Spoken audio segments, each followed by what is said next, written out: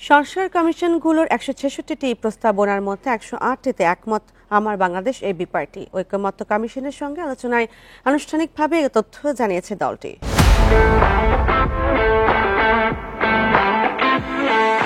সোমবার বিকেলে সংসদ ভবনের এলডি হলে এই বৈঠক অনুষ্ঠিত হয়।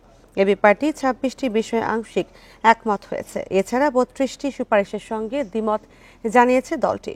ঐকমত্য কমিশনের সহ সভাপতি অধ্যাপক আলী রিয়াজ জানান, সবার অংশ নেওয়ার মধ্য দিয়ে ঐকমত্য প্রতিষ্ঠার চেষ্টা করছেন তারা। এমনভাবে কাজ করতে চান যেন এটি সব পক্ষের প্রতিনিধিত্ব করে। কমিশনের ওয়েবসাইটের মাধ্যমে জনগণের মতামত নেওয়া হবে বলেও জানান অধ্যাপক আলী রিয়াজ। সোমবারের বৈঠকে এবি পার্টির চেয়ারম্যান মুজিবুর রহমান মঞ্জুর নেতৃত্বে 10 সদস্যের দল অংশ নেয়।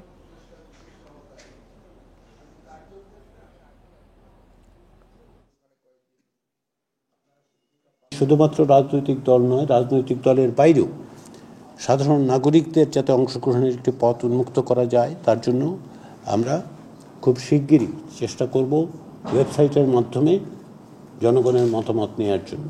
অনেকগুলো বিষয়ে আমরা কথা বলেছি, কিছু কিছু বিষয়ে আমাদের মতামত তারা গ্রহণ করেছেন, কিছু কিছু বিষয়ে আমাদের আপত্তির জায়গাটাকেও তারা গুরুত্বের সাথে বিবেচনা করেছেন। আমরা আগে যে আলোচনাটা করেছি আমাদের পজিশন এখনো সেখানেই আছে। এরপরে যদি ওনারা সেটাতে আলোচনা করতে আসেন তখন সেটা আমরা তুলবো আর কি।